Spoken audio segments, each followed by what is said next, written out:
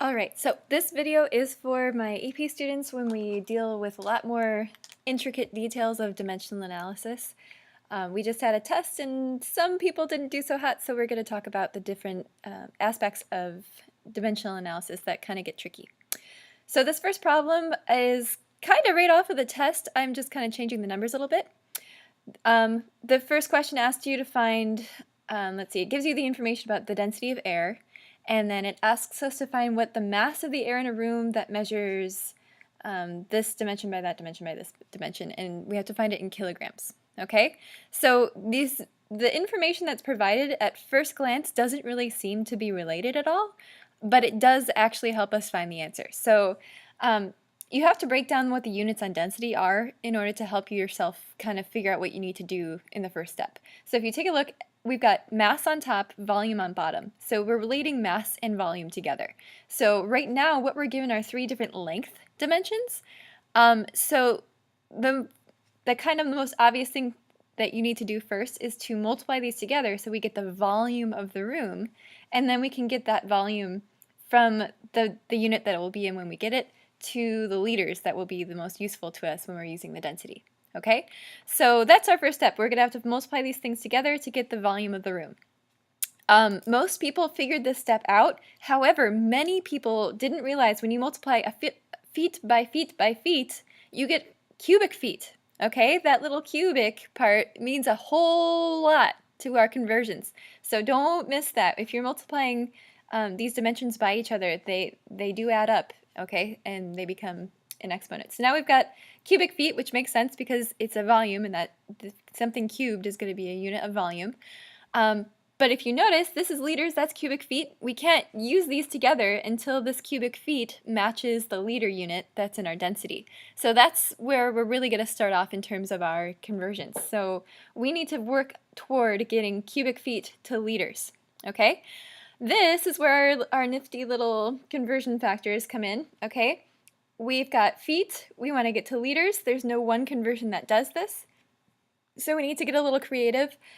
This conversion, I've boxed it, it's so important. This is like the hinging conversion that most people, if they didn't do so well, did not know, and that's what caused them to struggle. We have 1 milliliter equals 1 cubic centimeter. So we know that we can somehow get feet to centimeters, right? It's not that hard. We've got feet here, we can get to inches, and then from inches we can get to centimeters. So we can get there, and then once we're at centimeters we can get to milliliters, and then once we're in milliliters we can get to liters. Okay, so it's going to take a few conversions, but we can do it. So let's start. We've got our 13, 14 cubic feet. That's what we're going to start with. As always, with whatever's on top of our first our first unit has to be on bottom of the next thing. So we know that cubic feet is going to be on the bottom. And we've talked about cubic conversions before, but all you have to do, we know that 1 foot is 12 inches, so 1 cubic foot is 12 cubed cubic inches. Okay, so we're just going to cube this 12. So that cancels out our feet. Our cubic feet go away. Now we're in cubic inches. We want to get from cubic inches down to our cubic centimeters. So we look at our conversion, we know that 1 inch is 2.54 centimeters. So that means 1 cubic inch is 2.54 cubed cubic centimeters. Okay, so we're just cubing the conversion again. That gets us from inches cubed to centimeters cubed. And now we can use our super awesome conversion that's right here. This is cubic centimeters to milliliters. So that's what's going next. We've got cubic centimeters on top, so it has to go on bottom of the next thing. So now they cross out. Now we're in milliliters. We're almost there because we want to get to liters. So I hope you guys have this memorized, but if you don't, memorize it soon. 1,000 milliliters is 1 liter. Okay, so that is our next conversion. Notice that I have milliliters on bottom, and I haven't changed the numbers. If it's 1,000 milliliters, I leave it as 1,000 milliliters. And I cross out milliliters, milliliters. Now I'm left in liters. This is the cool part. So now I've got liters on top. Notice what's on bottom of the unit for density. It's liters. So I can plug in the density right here, and I can get right from volume into mass, which is what I need. So that's where the density step comes in. Notice liters and liters cross out. Now I've made the magical transition from volume to mass. okay? And the final step, I need to get my mass into kilograms. Right now I'm in grams, so I can look one more time at my toolbox of conversions and I see that I have 1,000 grams in 1 kilogram. And so seeing that grams is on top, I know grams needs to be on bottom of the next conversion, and so I've got 1,000 grams on bottom. So now grams and grams cross out and kilograms are left, which is good because that's what they were asking us to get into. And so multiplying all that out with sig figs involved, keeping in mind if you look at what is given to us, there's 3 sig figs here, 3, 2, and 2. So we can only have 2 sig figs in our answer, which is why I've rounded this to 44 kilograms. Okay? A lot of people were doing this in multiple different steps. They were like a hot mess all over their paper, but really you can do it in one straight line of several conversions strung together. Okay? If you don't like seeing them all strung together, if you like to stop and write what the answer is between each conversion, that's absolutely fine. Just make sure you're maintaining the units so that you know which conversion comes next and what unit has to cross out. Okay? All right, so that's the first one that people seem to struggle with.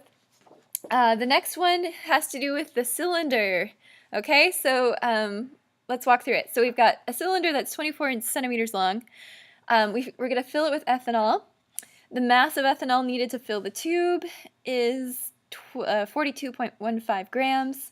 Then they give us the density of the ethanol, and they tell us they want us to calculate the inner diameter of the tube in centimeters. Okay, and then they give us the volume of a cylinder equation. All right, so these givens at first glance do not seem to be related at all, but they are. Okay, so we have another density unit given to us. Density is always going to be like the hinge pinch. That's the most important conversion that we're going to end up using. So if you guys notice, they give us the volume of the cylinder formula. That's kind of a big hint as to what we should do first is figure out what the volume of the cylinder is. To get there, we can take a look. Okay, well, I know how many grams of ethanol I put into this, and my density is going to allow me to use those grams and relate it to milliliters, which is a unit of volume. So I've got grams, and I've got something that relates grams to volume, which is a pretty striking, helpful use of our conversions. So over here, I kind of drew out a picture for myself. This is a strategy I like to show to a lot of people because sometimes it helps them to visualize what the problem looks like. Okay, so we've got a cylinder. It's 24 centimeters tall. We filled it with 42.15 grams of ethanol, and we're trying to find the diameter of the cylinder. Okay, so if a picture helps you further understand what we're trying to do, then sketch out a quick picture.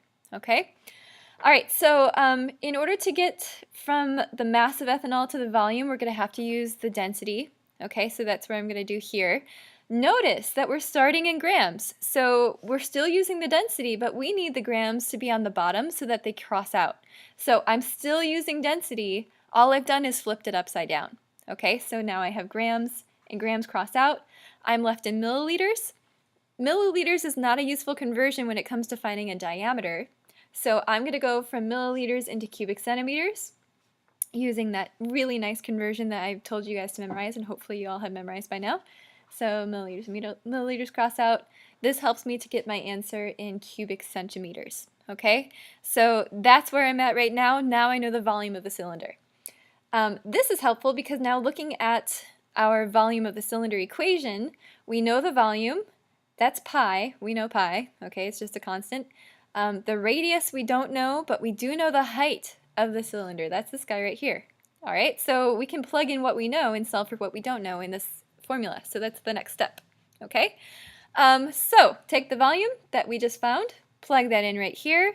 That's equal to pi r squared times the height. I plug in the height. Okay, I'm trying to isolate the radius, so I'm going to divide my volume by pi and by 24. Okay, so this number divided by pi and 24 isolates the radius. Okay, so that's this answer. So once I do this divided by pi and 24, I get 0.7085, and that's the radius squared. So I want to square root that number to get to the radius itself. Now, a lot of people were struggling at this point too. They just circled this answer, but we weren't looking for the radius. The question was asking for the diameter, okay? Remember, diameter is equal to 2 times the radius, okay? If you guys don't remember this about circles, gosh, I hope you do, but if you don't, from the center extending out, that would be the radius, okay? The diameter stretches all the way across, so technically it's 2 times the radius, okay? So anyway, that's how we get there. We multiply this number by 2, and then we can get the diameter, okay? So 2 times that number, we get our diameter, not forgetting what units we're in, okay? So there we are. If you guys have any more questions, please, please, please come see me during advisory or talk to me during class, and we can get this retake going.